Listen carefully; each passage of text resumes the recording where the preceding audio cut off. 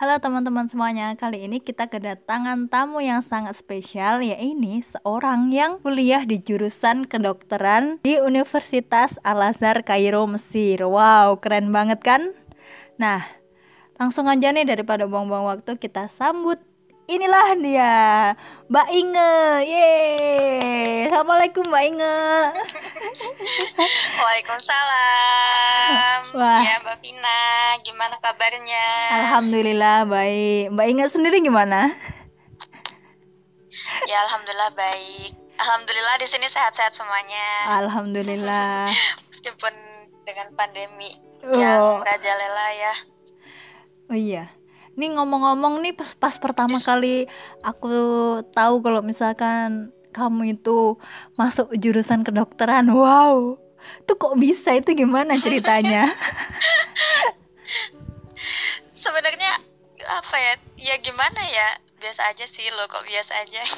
Ya gimana gimana? Emang Awalnya, pandangan antum ya, pandangan awalnya Mbak Vina cerita itu gimana emang gimana? tentang aku misalnya kedokteran di Mesir? Ya nggak apa-apa sih, kan emang kamu pinter.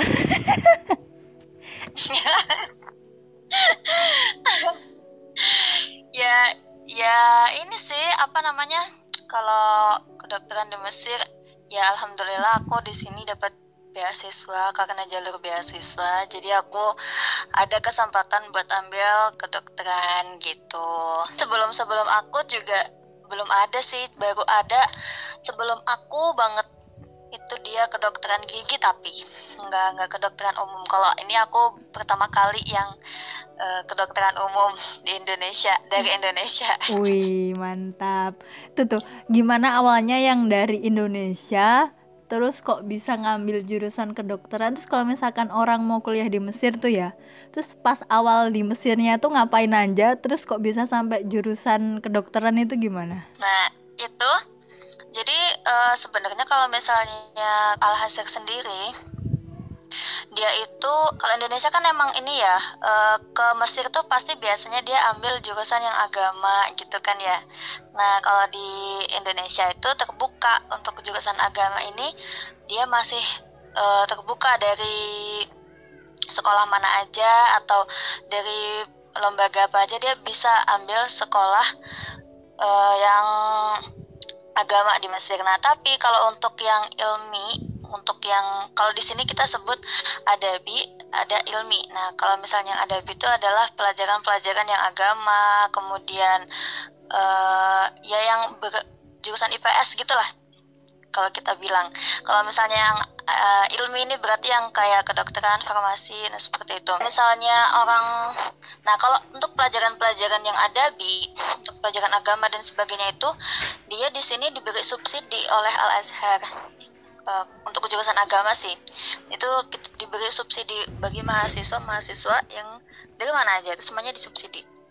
Jadi kita cuma bayar berapa gitu ya untuk kayak SPP-nya gitu, mungkin berapa ratus gitu. Nah, tapi untuk yang beasiswa itu dia udah gratis. Kalau misalnya yang selain itu dia masih harus bayar.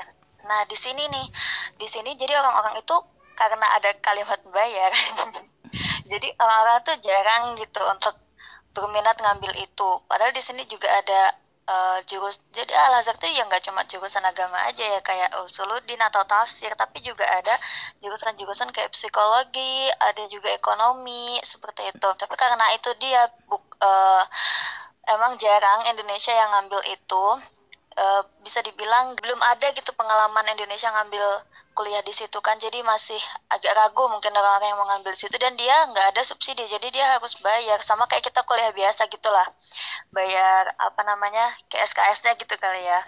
Kalau di Hmm. sini dia nggak pakai SKS, apa ya bahasanya, kurang tahu. Nah, pokoknya kayak gitu bayar. Nah, terus habis itu kalau misalnya yang itu untuk yang IPS. Nah, kalau untuk yang IPA, kalau untuk yang IPA ini ternyata di Al Azhar itu dia membatasi. Jadi istilahnya tidak semua sekolah tidak semua sekolah itu bisa masuk ke dalam fakultas-fakultas IPA seperti itu. Jadi harus ada yang namanya tuh standarisasi, istilahnya persamaan gitu kan ya kalau kita nyebut, ada standarisasinya. Jadi kalau ada yang emang mau melanjutkan kuliah di jurusan IPA, jurusan keilmuan yang ada di Al-Azhar, pertama dia harus dari sekolah Al-Azhar, dari sekolah SMA Al-Azhar, dari Ma'had Al-Azhar gitu. Nah, yang kedua ini lembaga atau sekolahnya dia udah punya, kalau kita kan kayak persamaan gitu kan bahasanya ya. Ya, jadi Standarisasinya istilahnya kayak bisa gitu ya? masuk, Sama. ya sudah terstandar, ya sudah sama dan terstandar, boleh masuk ke dalam jurusan-jurusan IPA yang ada di Al-Azhar seperti itu. Jadi kita, nah ini masih emang kalau untuk sekolah di Al-Azhar yang jurusan IPA ini memang masih terbatas gitu. Untuk orang Indonesia juga masih terbatas. Jadi nah kalau untuk urusan administrasi sebenarnya semuanya bisa-bisa aja ya, berangkat sendiri ke sini.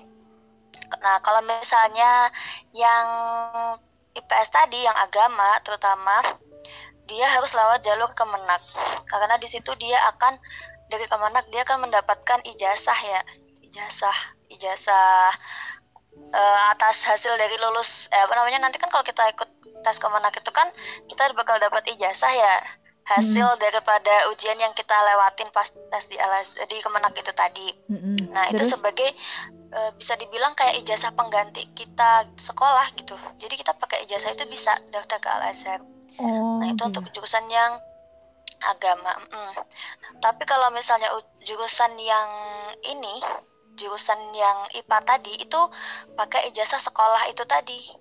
Pakai Gitu. ijazah sekolah yang mana sekolahnya udah terstandarisasi atau terlegalisir oleh Al-Azhar itu tadi gitu. Kalau di Indonesia sendiri tuh sekolah yang udah terstandarisasi itu sekolahnya apa aja biasanya? Yang kamu tahu? Nah, kalau yang jadi emang karena ini baru ya, yang kemarin baru dapat, yang pertama kali dapat itu alhamdulillah dari sekolah aku dari sekolah itu ya di Gontor itu yang pertama kali dapat.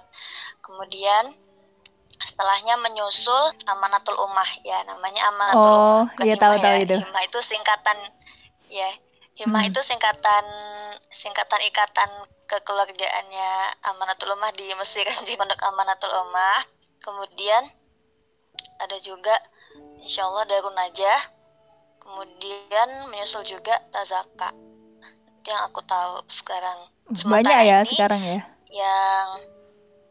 Yang sudah terdaftar di Al-Azhar baru Gontor sama yang Amanatul Ummah tadi.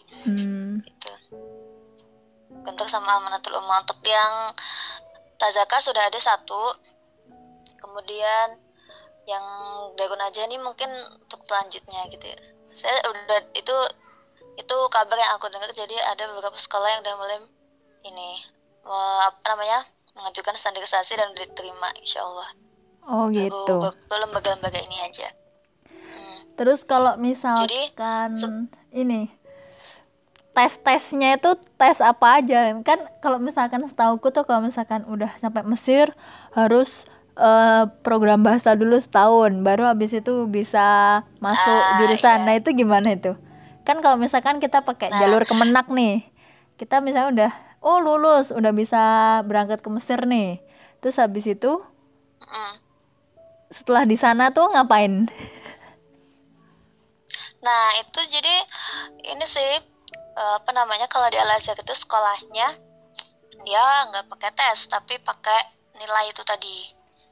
Pakai nilai, ada yang tes, ada yang pakai nilai, tapi kebanyakan Indonesia kalau kita yang mahasiswa dari luar, kita kan masuk ke Al-Azhar tuh langsung masukin berkas aja, jadi langsung masukin berkas ijazah dan sebagainya gitu, dan insyaallah tuh lulus. Itu tadi kalau kita lulus tes dari Kemenak, insyaallah langsung aja bisa nanti langsung masuk daftar di Al-Azhar. Begitu juga yang kedokteran dan farmasi dan sebagainya, di sini kita juga nggak pakai tes tapi pakai nilai ijazah gitu aja. Ada standar kedokteran nilai ijazahnya minimal 9 gitu, 9, berapa gitu kan. Kalau misalnya aku kemarin 9,1 insyaallah, tapi kemarin ada penurunan standar sedikit. Kemudian ya begitu juga dengan fakultas-fakultas yang lain ada standarisasinya. Jadi insya Allah kalau misalnya untuk yang agama, kalau dia udah lulus tes Kemenak ya insya Allah langsung aja masuk ke Al-Azhar. Nah itu tadi, selama kita mengajukan berkas, karena di sini pengurusan administrasi itu benar-benar istilahnya manual banget ya. Emang di Mesir itu teknologinya bisa kita katakan itu lebih di bawah lebih terlambat dari Indonesia. Jadi untuk administrasi itu butuh sabar banget dan emang lama. Nah selain itu untuk mengisi itu juga kita ada syarat, satu lagi syarat untuk yang adabi. Kalau ini untuk yang jurusan agama dan yang adabi ya, pokoknya yang IPS itu tadi harus punya namanya ijazah Darul Lughah. Nah ini tadi, Darul Lughah itu adalah kelas bahasa Arab. Karena pelajaran-pelajaran yang dipakai tentunya kan kebanyakan akan menggunakan bahasa Arab. Sedangkan namanya mahasiswa asing kan belum tentu mereka bisa bahasa Arab. Jadi wajib bagi orang yang nggak berbahasa Arab di negaranya harus ikut kelas bahasa Arab ini, Darul Lughah ini. Nah itu selama tergantung ya, kalau misal di sini ada 7 tingkat. Ada 7 tingkat kelas. Ada yang paling pertama itu mubtadi, yang paling tinggi itu mutamayyiz. Nah, kalau sekarang di Indonesia udah ada namanya pusiba, ya kan. Nah, jadi bisa kalau misalnya dulu orang berangkat ke Mesir baru bisa ikut kelas bahasa. Nah, kalau sekarang kan udah ada pusiba. Jadi ada udah bisa masuk dari Indonesia dulu, dari pusiba, baru kemudian nanti akan dilanjutkan di sini gitu. Nah, itu untuk lamanya rata-rata emang setahun karena emang ini sih agak susah dan kebanyakan dari kita nggak terbiasa dengan soal-soalnya. Jadi akhirnya mungkin dapatnya kelas tingkat 4 atau tingkat 3 gitu di Darul Lughah di kelas bahasa ini. Jadi biasanya ngabisin waktu kurang lebih ya 1 tahun kurang. Oh ya, yang di Indonesia Kemudian kalau tadi, yang bentar-bentar, yang di Indonesia tadi kan ada pusiba. Pusiba tuh apa? Bisa dijelasin nggak, Kak? Nah, kalau pusiba ini dia lembaga yang didirikan di Indonesia, yang dia tuh udah bekerja sama dengan kelas bahasa yang ada di sini. Jadi kita bisa daftar ikut pusiba di sini, kemudian ikut kelas bahasa di sini, ikut tes ya kan. Nah tapi dia paling tinggi nggak sampai mutamayyiz. Jadi nanti mutamayiznya akan dilanjutkan di sini di Mesir gitu. Jadi ketika di Mesir dia udah melanjutkan kelasnya, tinggal mutamayyiz aja gitu. Tinggal 1 atau 2 kelas lagi gitu di sini. Enak ya berarti. Jadi kalau gitu. Istilahnya mungkin meringankan. Ya ada enaknya ada enggaknya. Mungkin kalau enaknya ya mungkin bisa lebih menghemat waktu, mungkin ya tergantung dia nanti lama pembelajarannya. Itu tadi kan tergantung dari bahasanya dia lulusnya di kelas apa gitu kan. Kalau semakin tinggi dia dapat kelasnya ya semakin cepat selesainya gitu kan. Kalau misalnya pusiba ya mungkin biayanya mungkin ya, karena itu kita pakai sistem cepat istilahnya kalau di pusiba ini. Jadi gitu. Pembelajaran yang banyak kita pelajarin dengan cepat gitu. Jadi mungkin ada biayanya yang agak mahal. Kemudian kalau misalnya daripada di sini, kalau di sini kan kita bayarnya setiap kelas itu kalau nggak salah kemarin 700 gitu. Cuma aku kemarin karena beasiswa alhamdulillah nggak bayar gitu. Oh gitu. Terus kalau misalkan kan ini kan kedokteran ya, berarti kedokteran pakai bahasa Arab apa bahasa Inggris? Nah itu tadi, kalau kelas bahasa ini kan dia pakainya bahasa Arab. Kalau untuk yang IPS tadi kan dia pakai bahasa Arab, jadi harus ikut kelas bahasa. Sedangkan kalau untuk jurusan yang IPA, dia kebanyakan menggunakan bahasa Inggris seperti itu. Kalau misalnya kedokteran dia full bahasa Inggris. Kalau misalnya kalau untuk fakultas ilmu umum kayak biologi, kimia itu dia masih pakai bahasa Arab. Teknik juga masih pakai bahasa Arab. Kalau untuk kedokteran dia full bahasa Inggris. Dia full bahasa Inggris, tapi masalahnya nah iya full bahasa Inggris, tapi full bahasa Inggris. Nah karena dia pakai bahasa Inggris, jadi kita nggak diwajibkan untuk ikut kelas bahasa gitu. Jadi seandainya kita dari Indonesia terus sampai ke Mesir, kita mau ambil kedokteran nih, ya udah nggak apa-apa, kita nggak ikut kelas bahasa gitu. Langsung daftar aja. Nggak harus punya TOEFL gitu-gitu. Iya, soalnya kita nggak harus bisa bahasa Arab gitu. Cuma yang bikin masalah, kita tetap harus bisa bahasa Arab ya guys. Meskipun itu dikit-dikit, karena di sini meskipun semua modulnya pakai bahasa Inggris, tapi penjelasan tetap pakai bahasa Arab. Jadi materi slide buku semuanya mau pakai bahasa Indonesia, bahasa Inggris emang, tapi dosen ketika ngejelasin mereka semuanya pakai bahasa Arab, dan bahasa Arabnya Amiyah gitu. Nah tuh, bahasa Arab Amiyah itu apa sih Kak? Bahasa Amiyah itu bahasa pasar, bahasa slangnya. Bahasa pasar. Nah kayak gimana aku nih, tuh? kayak aku sama kamu nih Mbak Pina, kan kita ngomong pakai bahasa Indonesia tapi bukan Indonesia baku kan? Bukan Indonesia baku, ya udah pakai Indonesia sehari-hari gitu. Seperti di Mesir tuh juga kayak gitu. Kalau misalkan bahasa Arab yang gitu. ini, yang fushah ya, yang fushah tuh kayak misalkan namamu kan Manismuk gitu, Manismuki gitu kan. Itu kan kalau yang fushah. Kalau misalkan yang Amiyah apa? Kalau Amiyahnya dia Ismak gitu. Jadi kalau jauh banget emang sebenarnya, aku juga nggak paham dari mana asalnya. Kalau Indonesia kan dia masih agak mirip-mirip ya dengan bahasa baku. Kalau ini tuh emang jauh gitu. Kayak apa kan Maza gitu ya, bahasa Arab bakunya, bahasa fushahnya kan maza. Kalau bahasa Amiyahnya tuh gitu. Iya.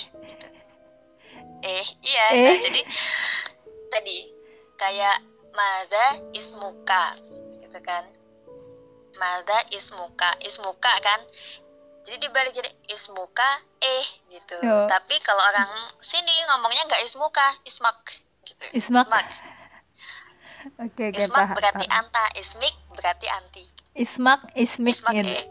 Ismak gitu. Oh iya. Kayak misalnya apa kabar nih ya. Kaifa haluk. Misalnya apa kabar gitu kan. Kaifa halik. Kalau di sini ambil Zayik gitu. Jawab apa? Amil atau amil. Tuh kamu amil atau izayik gitu. Izayik. Itu berarti kamu tuh bisanya juga karena sering denger ya? Gimana? Bisanya juga karena sering denger juga. Iya, karena sering dengar, dan pertama kali kita nyampe pasti ada komunitas mahasiswa Indonesia yang dia tuh mengadakan pembelajaran bahasa Amiyah gitu, seminar buat kita bisa belajar kosakata sederhana, kosakata yang paling sering digunakan dalam Amiyah gitu, biar kita tuh nggak tablok banget gitu kan. Aduh, aku pertama kali nyampe sini tuh udah kayak orang bodoh, udah kayak orang bego banget pokoknya. Naik bis, dengerin orang tuh nggak ada yang paham, harus diantar pokoknya sama kakak kelas kemana-mana, sampai ke mana ya, ke depan asrama aja mau beli jajan di toko kecil, di warung lah istilahnya bahasanya ya, itu tuh harus diantarin gitu loh. Soalnya ya ampun, saking nggak pahamnya, jadi tuh ngerasa kayak ya ampun bodoh banget aku di sini nggak paham apa-apa. Tapi kalau misalkan yang pakai bahasa fushah itu apa aja? Pakainya tuh pas apa aja gitu? Fushah tuh kalau untuk buku-buku pelajaran masih pakai fushah. Buku-buku pelajaran yang IPS tadi, yang agama kayak gitu semuanya pakai fushah. Buku-buku yang dijual di toko-toko buku semuanya pakai fushah. Terus untuk channel-channel resmi, berita dan sebagainya tuh pakai fushah ya, seperti di Indonesia. Bahasa baku itu dipakainya ya untuk ketika acara-acara resmi seperti itu kan, acara resmi, pidato-pidato, berita kayak gitu, buku-buku keilmuan semuanya pakai bahasa Fusha.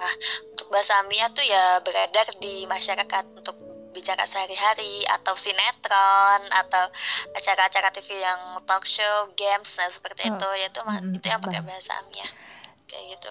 Tapi ya itu tadi, tapi orang Mesir tuh banyak banget yang nggak bisa bahasa Fusha, jadi aku nggak paham juga ya.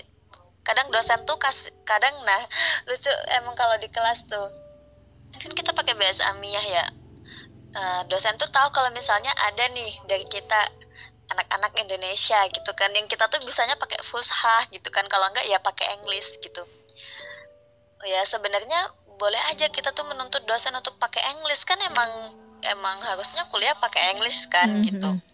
Tapi ya itu tadi, anak-anak Mesir sukanya apa namanya, kayak ngeluh gitu loh, manggilnya doktorah kalau di sini. Doktorah pakai ini aja, pakai Amiyah gitu. Jadi dosen tuh suka bingung mau jelasin kita tuh anaknya pakai Fusha apa pakai Amiyah gitu. Soalnya kalau pakai Fusha anak-anak juga nggak bakal paham. Saya nih bingung kalau mau jelasin mau pakai bahasa Amiyah, mau pakai bahasa nanti yang Indonesia nggak paham. Kalau misalnya pakai yang English atau Fusha nanti yang Masri ya nggak paham gitu. Gimana dong saya ini gitu. Kayak gitu. Paham. Terus kalau nih masuk ke budaya nih. Terus kalau budaya Mesir yang unik yang nggak kamu temuin di Indonesia tuh apa? Yang paling nyenengin dan yang sampai paling nyebelin? Yang nyenengin apa ya? Ya kalau untuk kita yang apa namanya, mungkin kesini bakal shock culture juga ya, namanya keluar negeri namanya pasti ada shock culture. Kalau untuk yang menyenangkan,